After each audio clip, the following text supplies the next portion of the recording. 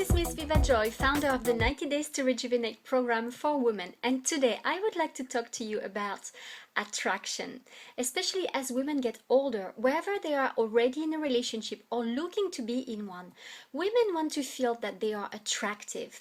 So I am really happy today to introduce to you a wonderful woman who has not only cracked the code of attraction, but is also helping women feel attractive so they can thrive in their existing relationship or easily attract a new one. Today, she's going to share with us the best secret to feel confident and attractive. I just love the little poem that she uses to introduce herself, so I'm going to read it to you. I can read minds, but I'm not clairvoyant. I can sense events from your past that have impacted you emotionally, but I am not psychic. I can tell you what your future holds, but I am not a fortune teller. I use shamanic dreaming techniques, but I am not a shaman. I use illustrated cards in my work, but they aren't tarot cards. I use a crystal pendulum as a divining tool, but it has no inherent magical powers. Who am I? I am a purveyor of the creative hypnotic arts for well-being, also known as an hypnotist. And I love introducing people to the very real magic of the subconscious mind. She's a tremendously efficient hypnotist and behavioral strategist who lives and practices in Los Angeles, but has clients all over the world. And she's the person to talk to when wanting to know all about being confident and attractive after 40. So I am very pleased today to welcome Jen Wilding. Hey, Jen. thank you, Chantal. I'm happy to be here. Oh, I'm very happy to welcome you, and thank you so much for taking of your precious time. I know you're very busy to come and talk to us about attraction. So I just want to give people a little kind of summary of how I come to have you on this show. Well, actually, I met you personally in 2014, I think it was. We were both into this business conference in California, and we connected straight away. Already on a human level, I trusted you, and I felt comfortable with you. And I remember we spent hours talking after the show, actually. And I could actually, from the beginning, what I really liked about you is that I could feel how sensitive and good-hearted you are, actually. So you and I, we both know it is important for women after 40 to keep their confidence and self-esteem so they can feel attractive. That's the key point. It's to feel attractive, right? And yes. Of course, it doesn't matter if you already have a partner or if you're looking for a partnership. A partner in your life, you actually want to stay and feel attractive. So now I want to also share with our listeners that I have personally started working with you, and you are helping me to get rid of my disappointments in my past relationship and helping me to understand that I have attracted this relationship actually in my life due to my own lack of self-esteem. I have understood this thanks to you. So, of course, my goal is to feel good about myself and to be ready to enter a new relationship. So what I love about you is I love the way you work. You are very open and a great listener. And while I tell you all my stories, you are very respectful and very sensitive. And at the same time, you are able to perceive those little things that might be hidden to me, all those limitations I'm not even aware of. And you are very, very good because you can bring them up to the surface and help me deal with them so that they don't affect me negatively anymore. So instead, you are able to instill in me the right messages so I can believe in myself and feel free from the past and be empowered as a woman ready to find love. So Jen, I would like us now to tell us that you tell us more about you, who you are, and how you came to become yourself a hypnotist. And also, especially how you developed this amazing method that you call Socape. I don't know how you pronounce it. Is that the Socape? Yes. So tell us more about that and your story. Okay, so it is a common question that I get because when people find out that I am a hypnotist, I'm a hypnosis practitioner, they're usually pretty interested in how did you get into that? It's kind of an obscure field, and I forget that it's obscure because now I know so many hypnotists and people in the mind and behavior field, and it's an everyday thing for me. But I enjoy telling my story, so I don't mind the question. And essentially, people are surprised to learn that I came through first discovering hypnosis through method acting.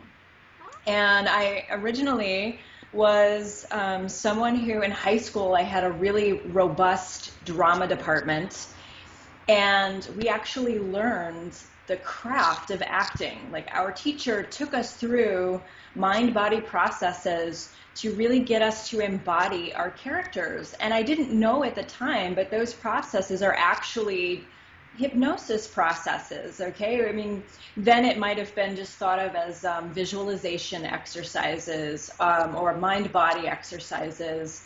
But I started to realize that I really enjoyed transforming myself into another character. And of course, you know, in high school, I had a lot of insecurities going on. So what was happening was I was a very anxious, insecure person during the day.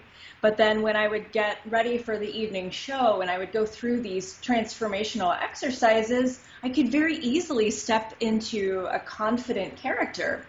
And then I further explored that in college. I thought, I want more of this. I was kind of addicted to that transformation process. And I studied theater performance in college. And I immersed myself in learning the craft and doing more and more of those exercises and kind of expanding out, trying different personalities on.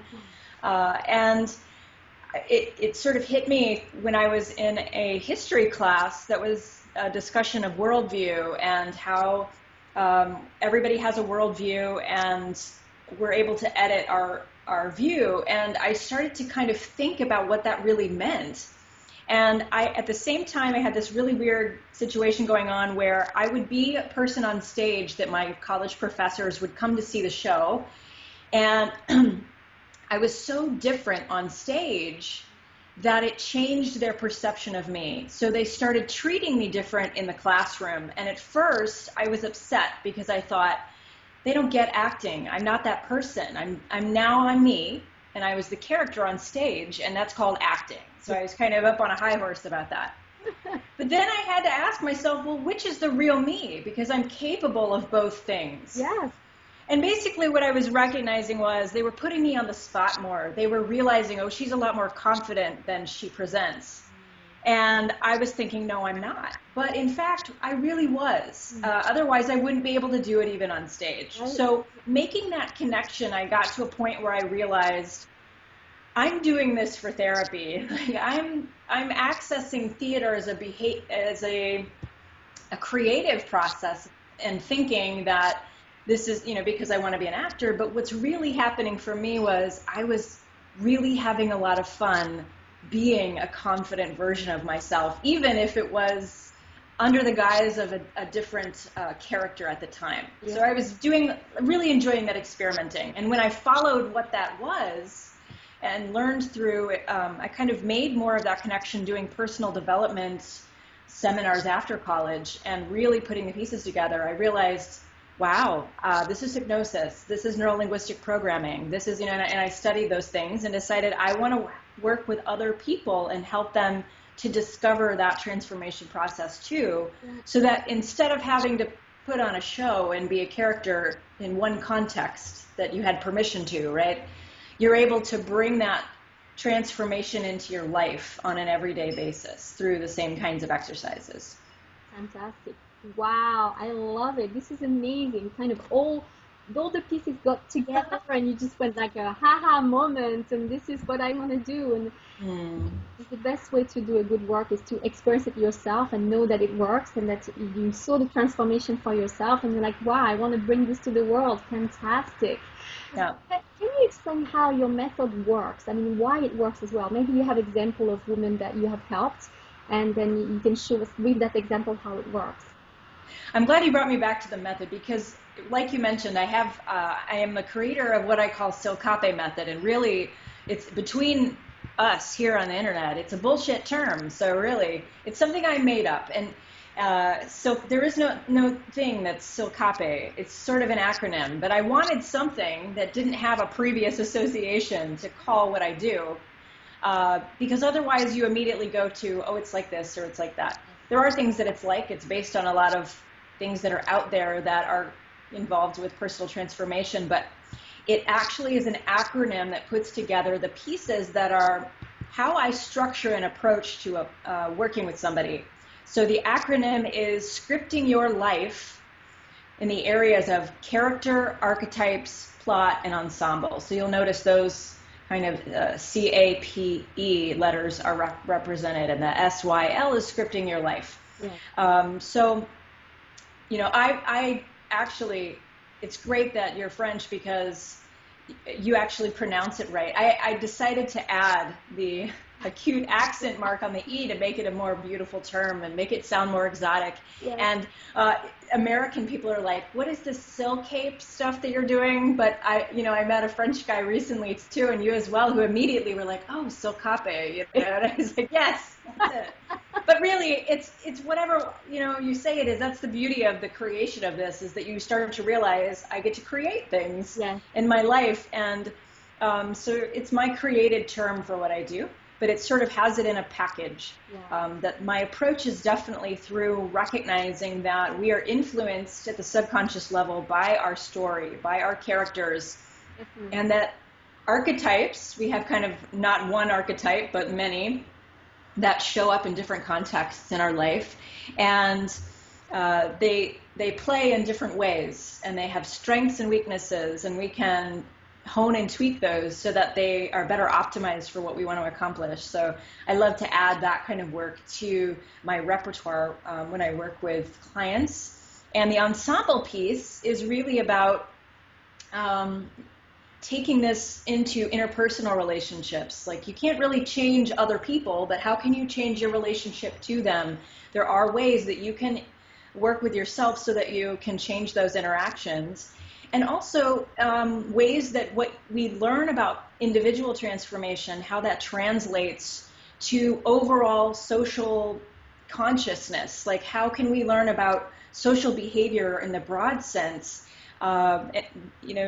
How can we create systems that would be beneficial to all of humanity? At my heart, I'm a social activist, and I'm a humanist, and I want the best for everybody. I want everybody to have access to what they need. And in this day and age, I think we should be able to become creative on those levels as well. So that piece is the ensemble part, that we're sort of all in this theatrical play called life. Yeah.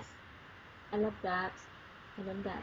So, do you have an example of maybe one of the last women you worked with that was struggling with being confident, for instance, or not feeling attractive? I think we talked about someone else recently that you had. Yeah.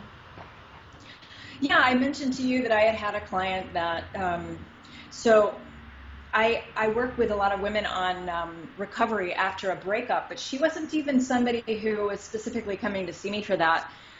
She sort of, we were working on her self-esteem and really getting to what's going on there, and she was a single woman. And she said to me, I don't feel attractive to men. I feel like they're looking for models and looking at models. And I said, what makes you think that? And she said, well, I have some guy friends that when I hang out with them, I hear the things that they say to each other. They're looking at beautiful women in our midst, and I'm hearing the commentary, and it just makes me feel bad, she says, because I don't look like the women they're looking at. And, you have to realize this is Los Angeles. There's a lot of beautiful people here, and she does realize that too. And so there really is sort of a head game going on to, be in the midst of a lot of people who, for their career, they need to be invested in themselves in every which way for attractiveness, right? So it seems like there's a little bit of a competitiveness about that. I asked her a couple questions, though, on that to really get to the bottom of attractiveness. And I shared with her some of the stuff I'm going to share with you guys today. But the questions that I asked her specifically was, so these men that you're concerned about, if they would be attracted to you or not. These friends of yours, I said, when they date women, do they look like supermodels? And she thought about it, and she's like, no, not really. I said, so you're saying that women that they've actually been in love relationships with and they've committed themselves to, they actually don't look like supermodels. Pretty normal looking. And I said, oh, interesting. So I just want you to note that. There's things we think people want, and then there's where their actual choices are. But then, okay, you could probably explain away, right? The chattering analytical mind could say, yeah, but maybe they just didn't have a chance with supermodels. But if they had a chance with supermodels, right? Yeah. So my next question to her was, these guys, these friends that you're kind of, you know, using as your model for men, I said, are they the kind of guy you'd want to date? And she thought about it, and she was like, no. And in truth, I already knew that was the answer, because when you're friends with guys, and to the extent they're comfortable with you enough to make comments about other women, and you know that you're a part of those conversations, that if something was going to be there, it would have already probably happened, right? So we realized there's really not a chemistry there anyway. So there's a couple things going on. Attraction runs in two directions, you know. That doesn't mean that the guy that's right for her isn't going to be the one that's attracted to her. Yeah. So once we got onto the same page of that, she felt a lot more comfortable, and we worked more on her self-esteem. And you know, the next time I saw her, and I'm saying a recent client, but it's actually that I saw her more recently and checked in with her, and she was telling me that she needed to do some work because she's really stressed out because she's trying to find a job while she's planning her wedding. So we went from being a single woman who's insecure about being attractive and thinking I'm never going to get a man because I'm not attractive enough, to now I have new problems because I'm getting married to this amazing guy. So Well done. new problems, ladies. Let's move it forward. Let's get to Well, congratulations. the next chapter, right? Yeah, she Yeah. passed on that. Oh, fantastic. That's amazing. Yeah. Yeah, so So I know you have today. I also wanted to invite you because, of course, we're talking about attractions, and I know you have some tips. So, what are the best tips that you can share with us to help women be more attractive? yes. So Well, I tried to more attractive. I tried to think of ways to break it down. Um, and I thought of about 5 main kind of areas. So I'll go through those, and I have my notes here if you see me looking to the side. Essentially, when we think about attraction, there's a couple different kinds of attraction. There's just charisma that we have for people that we admire in a leadership role, or authors, speakers that we really like. There's an attraction component there, but it's not romantic attraction. It's more of a charisma. And then there is that kind of where we're going here a little bit with the conversation, is the romantic attraction for, you know, in our case, women attracting men, or, you know, whatever that is for you, attracting the partner into your life that you would really fulfill your dreams of what you want in an ideal relationship with another partner. So when you think about attraction in general, it's really a mind-body state, right? It's like a desire that is embodied. You feel it on a physical level. Even when it's somebody that you admire, your behavior is sort of feeling like you're drawn to them. We'll even start to take on a posture in the way that we're sitting, you know, like starting to move in closer to somebody who's just very charismatic. We want to be close to them. And really what that's about is we want to be close to people who are embodying a state that we want to be embodying. yeah. So it's almost like a mirror kind of thing. When you think about what attraction really is, the people that we find attractive are going to be people who are enjoying a certain state of mind-body relationship and feeling in their own body that we want to gain access to.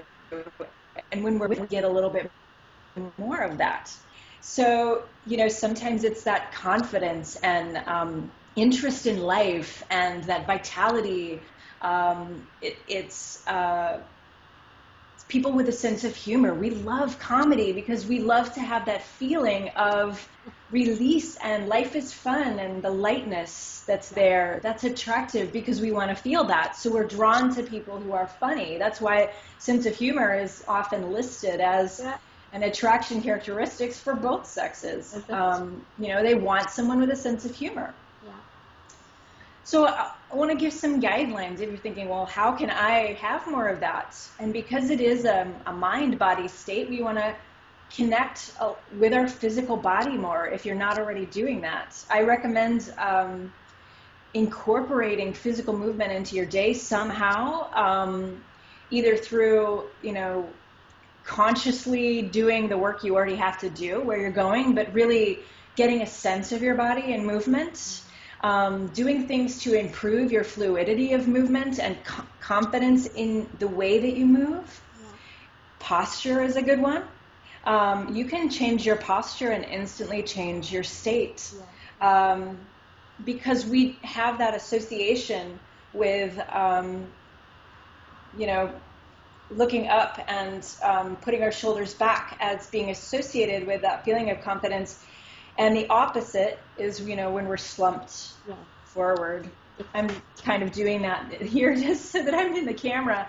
But if I were to sit back and making a light of eye contact with someone, all of these things are physical, feeling physically grounded into the earth. But yoga, dance, doing visualization exercises where you think about the energy running through your body are ways to connect your mind and body and to become more comfortable with your body and movement, because that's a way we can know somebody's confident and that's attractive, right? Yeah. Is how they move in space. I've even seen a woman who was really heavy. She was a very heavy woman, but I caught myself, like, I couldn't take my eyes off of her. She came into a nail salon one time with her boyfriend, and I just was like, there's just something about her. Like, I couldn't take my eyes off her, and I thought, she's not conventionally attractive. Yes. Yes. But what it was, she had this presence where she owned the space. Yeah. She felt comfortable to move in the space. Yeah. And she was enjoying life. And it didn't matter that she didn't look like the Hollywood version of what we're supposed to think is attractive, you know? And when you really get down to it, not everybody really is attracted to that on a day-to-day, because we're attracted to people who give us that feeling of. And there's also some, with romantic attraction, there's some pre-set associations that happen in childhood and things like that you can just let go of. Like, whoever's going to be attracted to you, those things are in place if they're not consciously changing them. Like, if they're not into mind programming, most people aren't. They're just running on programs. They're what they find attractive, which is why not every woman's attracted to Tom Cruise or Brad Pitt. You know, some have their types. Those types are developed from positive associations you've had with other people in your life, other men in your life who have embodied that feeling for you at some time, and then it sort of becomes a program of, that's attractive to me. It's an association with that particular guy that looks like that, brings that feeling, and then they become triggers for that feeling, anybody that matches that type. So you don't want to worry about attracting every man. There's going to be men that are naturally attracted to you, but we're going to just keep on going what we can impact attractiveness with our own behavior. That physical presence was that first thing. The second one is mindfulness, which is a common term these days that gets thrown around a lot, but I love it. I love that it's popular now. A lot of my clients come to me, they say, I need to learn to live in the present moment. Yeah. And that's true.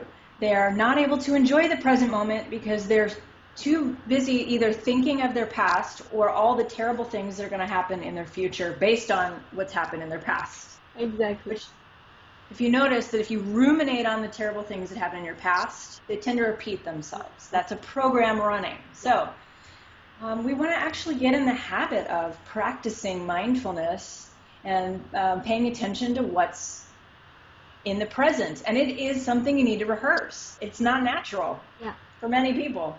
Yeah. And one way you can start with that is through breathing and noticing your breath intake and exhale, because you're always having to breathe. It's always something. You're either inhaling or exhaling. Yeah. And so it's a really good starting point, and that's why meditation often starts with breath. Everybody's got it. You could also kind of do blinking, but breathing is really nice because as you start to focus on it, you start to slow it down a little bit more to get all of it. Yeah. To pay attention when you're giving it attention. And when you slow it down, a natural relaxation happens that gets you relaxed into the present moment. And that physical relaxation allows you to kind of take a look at what's going on without going elsewhere, forward or backward in your mind. You can have a space for what's in front of you, what's around you. And if you're seeking to attract a certain mate, you definitely want to let them know that you're present to them. That's a good point. Yeah. And you want to be present enough so you can see them when they pass around the corner. Yeah. Yeah. And two, another thing about mindfulness, and this is actually great for people who are worried about, I don't know what to say, because I don't know what to say that's going to make me feel attractive. Guess what? Just listen. Yeah, very. And if you're listening, the next thing you do is think of something that comes up when somebody says something that is a natural question that shows you're taking interest. It's really simple. Instead of because if you're formulating what's interesting about you while the other person's talking about themselves, not good. What they're really going to get is you're self-centered. Or she didn't seem to pay attention to me. Yeah. She didn't seem attracted to me. Yeah. Because people are measuring, remember, they're going to measure attractiveness by how they feel when they're with you. Yeah. They're going to want to feel accepted and attended to, with the attention. So just having that mindfulness be a part of listening as well. Yeah, I love that. So that's the second one. And another trick on that, when you're focusing on breathing, sometimes you can really get that deep in-breath if you focus just on the intake of air to your nostril. Yeah. Sometimes that helps people get those deep belly breaths, and that's good for that relaxation breathing that'll bring you right into the moment. Yeah. So the third thing I wrote down was to maintain mystery. Ooh. Ooh. Yeah, so I used to make this mistake, I don't know about you, but because I used to have a terrible time with dating as a single girl. I was really late to the success of dating in my life, in my opinion. It wasn't until much later in life that I was able to really get it down. And so I have the pain points down perfectly because I was there a long time. That's why I now work with women on breakup recovery and single women and getting into love. But one of the things I would do now that I now know, why did I do that, was I know why I did it, so I'll bring that in too. When we find someone that we're attracted to and we get a chance to have a one-on-one date with them, there's a part of us that wants to create intimacy really quickly. Yeah.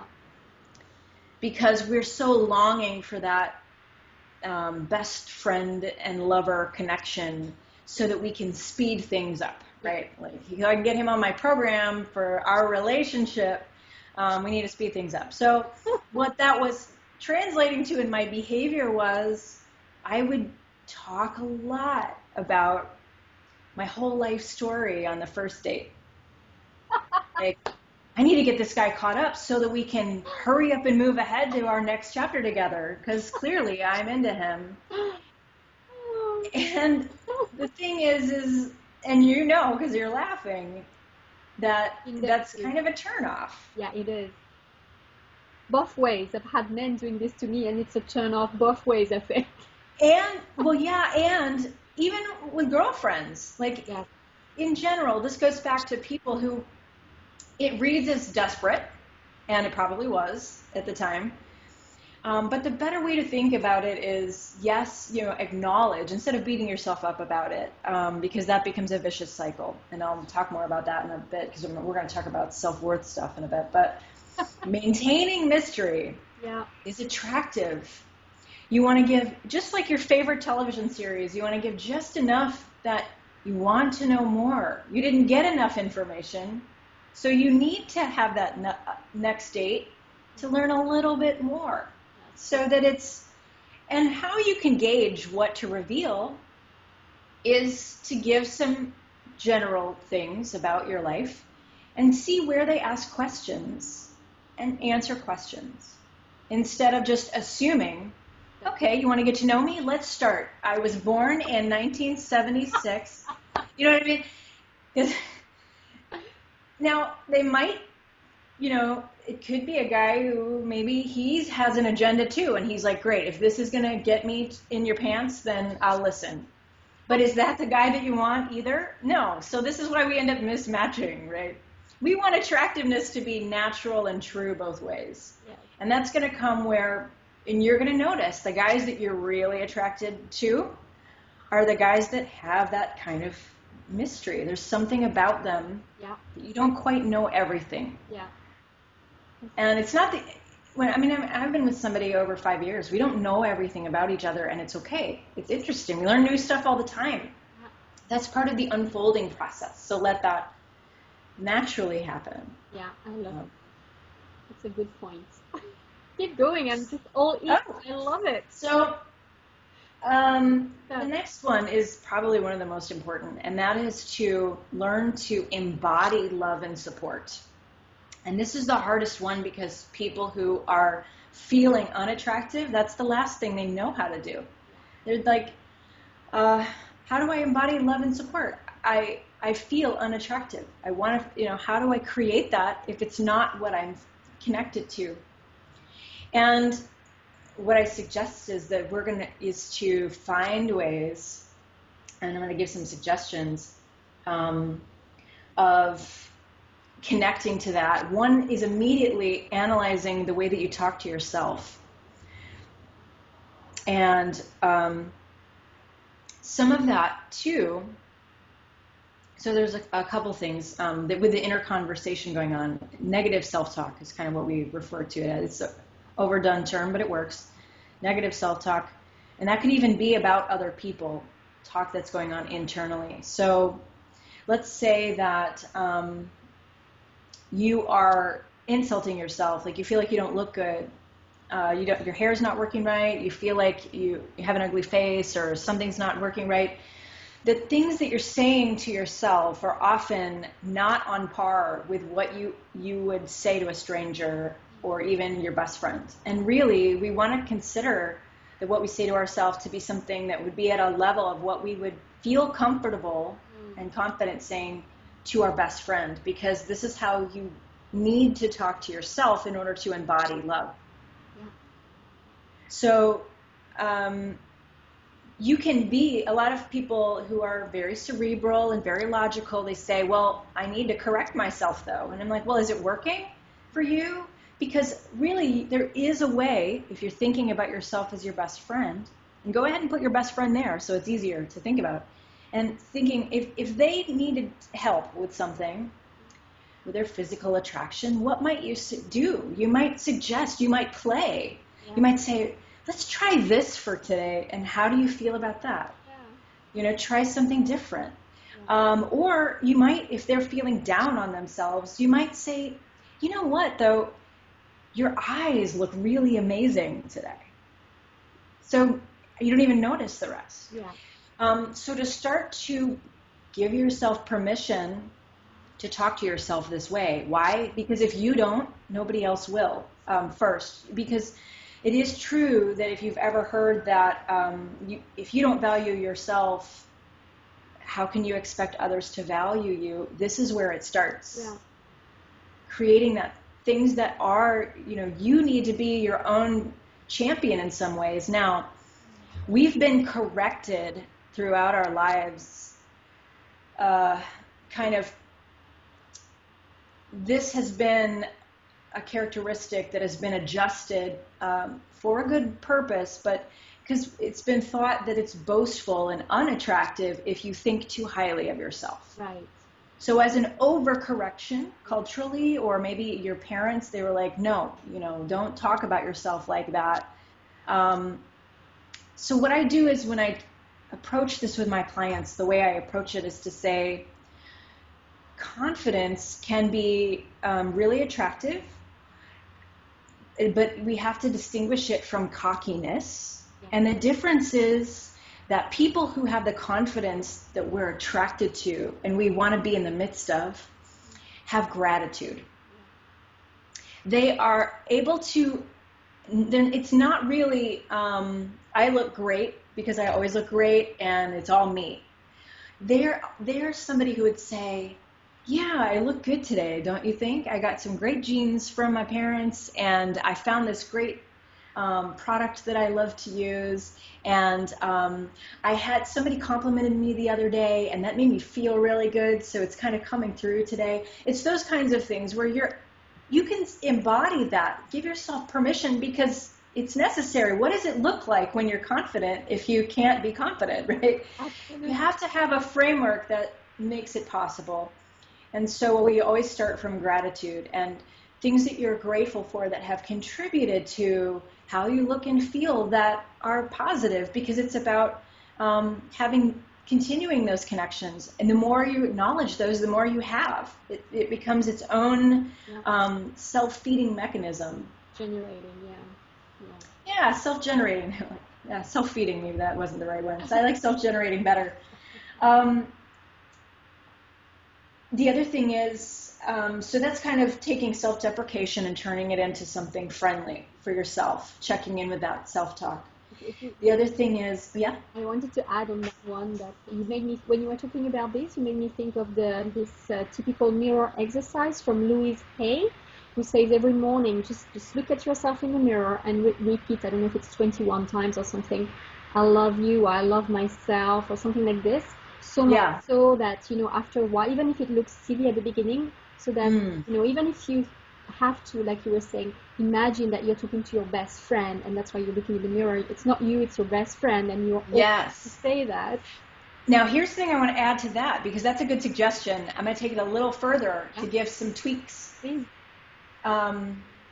Your subconscious mind knows if you're lying to yourself. So when you're starting on self-love and you haven't had that as a practice, like yesterday you really didn't love yourself, and today you're looking in the mirror saying, I love you, your subconscious knows that that's not really the case.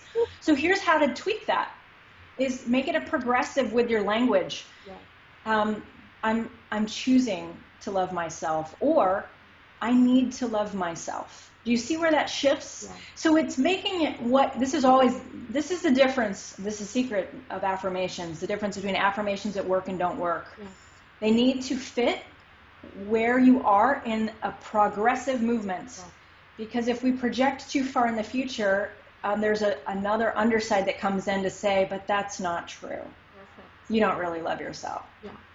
And you could say, well, I haven't been loving myself, but I need to love myself. Yeah. And that's true. You do need to love yourself. Or I want to love myself. Yeah. Or I choose to love myself. You can change the language so that whichever one of those best fits for you. Mm-hmm. And then you'll get to a point where after doing that enough, you'll need to move to the next one. Yeah. But I love that exercise. That's true. Because it's a programming technique. And it's directly saying to yourself, some people have a hard time even looking at themselves, so that exercise alone can be really helpful. Thank you for the little tricks. I think they are hugely important. Yes. Yes, and I'm speaking from experience on that. The other thing under embodying self-love and support, generating a self-love state. Now, here's something that we can do. And I'm going to give a little programming process. Similar to how I had you think about your best friend, if you think about someone who loves and appreciates you in your life, someone current, not an ex-boyfriend or anything, someone who currently in your life, whether it's a parent, a best friend, it could even be a pet. If you want to go there, some people are really close to their pets. I've had a dog that has loved and adored me, that I have loved and adored. So I could even use him as an example, but that just makes the exercise a little bit more interesting. Because what you do once you have that person in mind is you imagine them standing in front of you. Then you imagine, it's a visualization exercise, you imagine yourself stepping into their body and looking at you and feeling the love that they feel for you. Connecting with that. Because their love is authentic. Yeah. If you don't have love for yourself yet, this is a way to cultivate that through someone else. And once you have where they're feeling that, we're just it doesn't have to be exactly where they're feeling that. We're just guessing. We're using our imagination here. You know, because it translates to you. That's why you enjoy being with them. That's why they're an important part of your life. Imagine, what they see in you that is attractive, that they like about you. Why do they like to be with you? Feel it in the body, and then give it a color. And imagine that color just radiating through your whole body from head to toe and intensify it.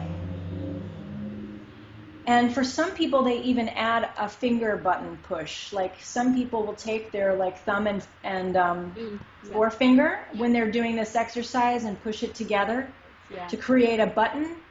And then when you rehearse this over time, you may need to do it a couple times, but do it so that you feel it in your body emotionally. It really generates love for you.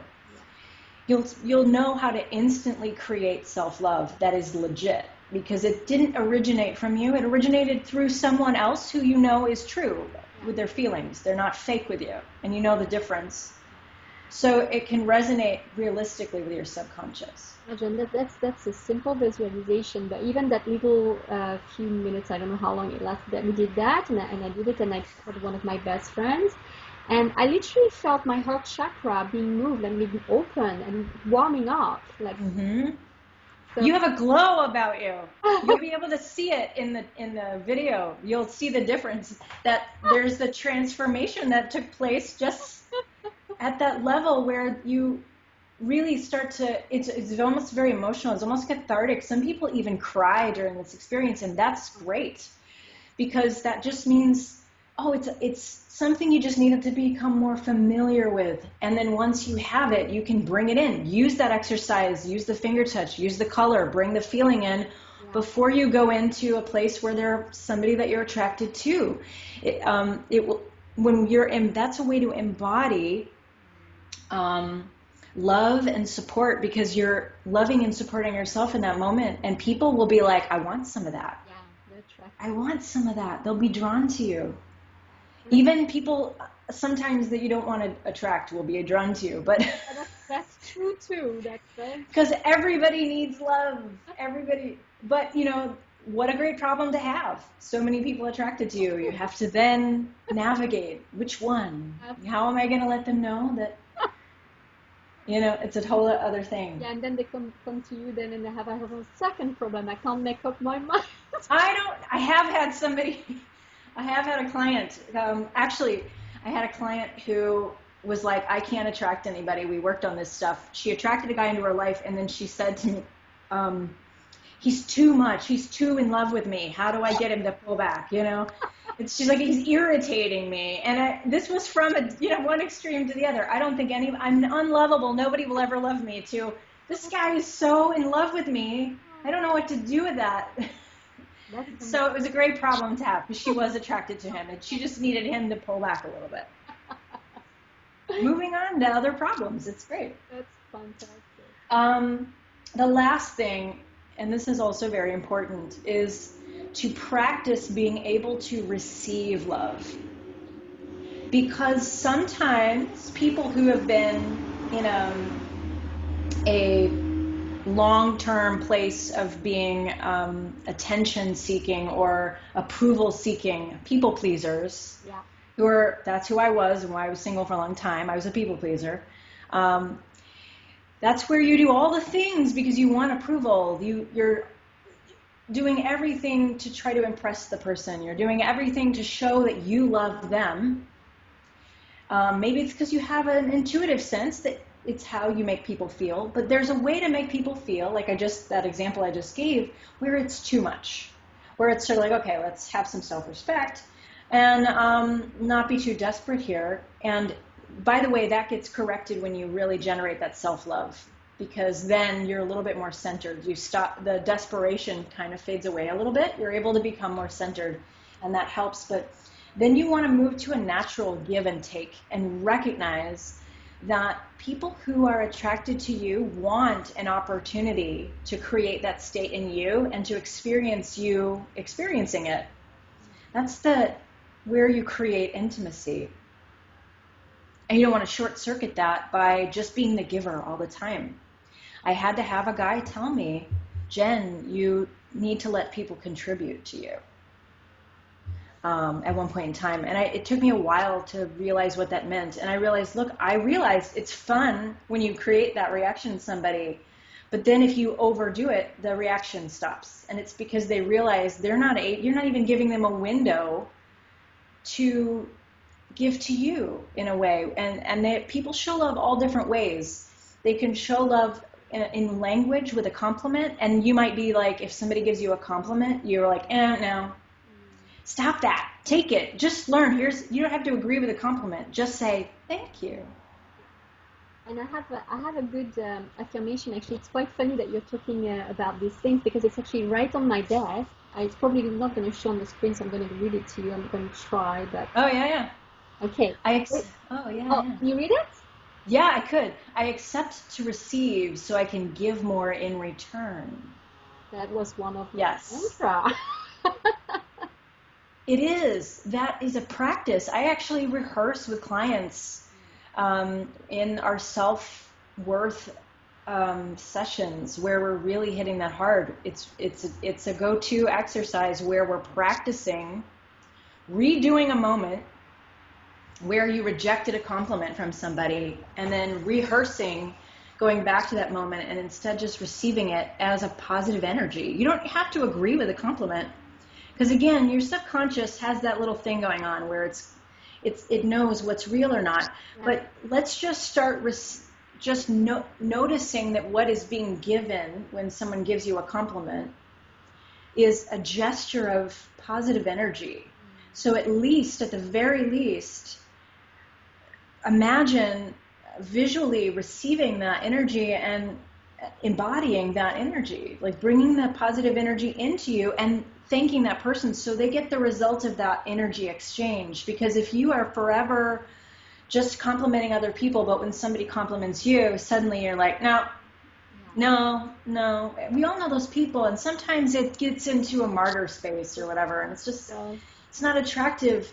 You think about the people you're really attracted to. They have the ability to take a compliment, and again, it's not about being boastful or stuck on yourself to accept that. That may be why some people aren't feeling comfortable accepting it.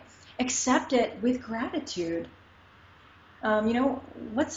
If you're wanting approval, then receive it when it comes, because then more will be coming at you. You'll be able to notice it more and receive it more. Kind of, again, it magnifies itself. The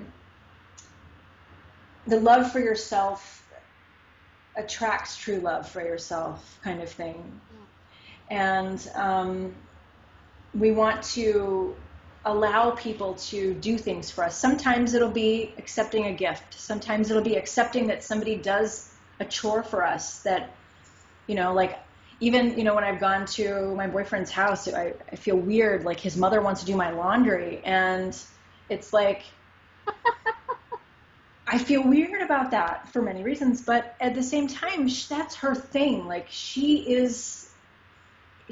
that's her way of showing love, as she does motherly things for people. So I had to learn to be receiving of that and just say thank you. Thank you. And that allowed her to, so it goes beyond even the love relationships. It affects every relationship, where we need to also recognize where we might be shutting someone out by not allowing them to give to us. So those are the 5 things that enhance attractiveness. Wow. Those are absolutely amazing tips, Jen. Thank you so much. But I believe in them. They work. yeah, oh, of course. And all the while you were talking about all the different tips, I was always thinking that it really always starts from how you see things and how you perceive yourself, how you perceive the world. It all comes from within. So I want you to tell us why sometimes it actually is essential for some women to actually come and see you, for instance, to receive hypnotism, to change. There are people who've had these habits with them for a long time. They have been running programs in their minds, and they get to a point where they're like, I've done everything I can do. I've tried and it's not working. And that's where you want to bring in somebody who can be a coach and kind of walk you through step by step and help to train your mind, strategize with your specific situation. In particular, if you have a lot of past relationships that are broken that seem to repeat themselves, you've got some subconscious programs running that are related to your belief systems, your specific story, your specific archetypes that are running in the background that are helping you to make choices that at the moment aren't working for you.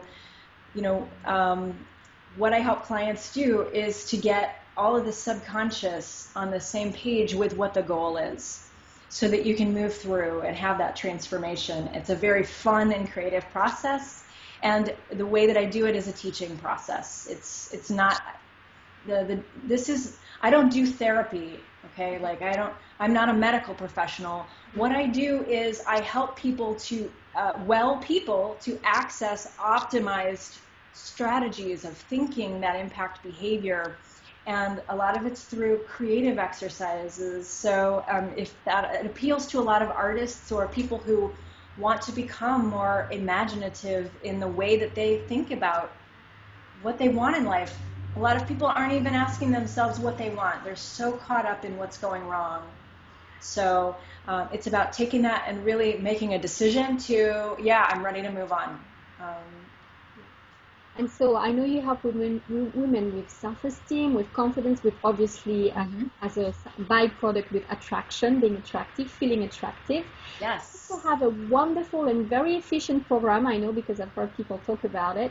It's called your Breakup Recovery Miracle Program. And Yeah. you can find there's a website for it, but you can find always all the latest programs that you have, and they are amazing, at janewilding.com. Yeah. And do you want to talk about one specific program a little bit? You cut out for just a little bit. Can you repeat what you just said? That last. Just in case you wanted to talk to us about this breakup recovery program. Oh, Breakup Recovery Miracle Program. So that is a program that is an online program that I have that is designed to be interacted with over a course of 6 weeks. I've had a self-study version and a group version where I'm involved as well through group calls. So that is something where I took all of the patterns from the women I was working with personally, and before I even developed this, I do highly customized work one-on-one with people. And after I worked with so many women on the same issues of breakup recovery, after they've been through a devastating breakup, now it doesn't have to be current. It could have been 5 or 10 years ago. It's just that was the catalyst for this stagnant period of not feeling successful in relationships, not feeling attractive, not feeling like you need an edge, like something is going on at the subconscious level. That's where this program really makes the difference. It takes you through the process of neutralizing any attraction that you've had to your ex. It also, there is a component of non-contact for at least 6 weeks. If it was a recent breakup, that is something you agreed to. But it's this whole subconscious healing process that is using strategies, using creative exercises, really going through your specific story and plugging it in. And then here, we're going to do specific things with this information, and this, each week takes you through the next step. So the first part, usually people who are stuck in a breakup, they can't move on to the next chapter because they're still stuck in the past. So we deal with the past, and we bring people into the present, being optimistic for the future, and programming the mind for moving to explore love fearlessly. This is where people it opens up where people who once thought, I'm never going to find love again, the next time I see them, they're saying, how do I maintain this amazing relationship that I'm in? So even then, this Breakup Recovery Miracle Program talks a little bit about what's going to help you maintain that at the subconscious level. Yeah. so that you'll have some confidence moving into the new relationship. So that's all that is included with the program. It's very comprehensive. Well, what more do you want? Get rid of the past, that's crap, and enjoy the present and look forward to the future and then enjoy the future. I mean, what else? Love is good. And what is really great also with you is that you don't have to be in Los Angeles to come and enjoy your work because you can basically work with Skype. That's what we do. Mm-hmm. Right now we're on Skype. So Yeah. the same work by phone maybe or by Skype. And so we're going to put your email address with your permission on the screen so people can Okay. get in touch with you straight away. We'll put your website on the screen as well. Sure. Okay. And so basically right now, I just want to say a big, big thank you. Thank you so much for your time today, Jen. Thank you. It's so much fun. Honestly, this information is so useful and fascinating. Yes. And I really want to, I know how much you're helping women to thrive in their life. And so on behalf of all those women and all the Ah. that you will continue to help, I want to thank you, Jen, for Ah. great contribution to making women feel more deserving, confident, and attractive. Well, I'm going to receive that compliment Exactly. and say thank you. So bless It, you. it lights me up inside that I'm able to contribute in that way. Yes, yes, and we need people like you to help us. So that's great that you are alive on this planet. I wish these programs existed when I needed them, and that's one of the reasons why I created them. I know they're necessary. Yeah, I know they are absolutely. So bless you, Namaste, Jen, and Namaste. well.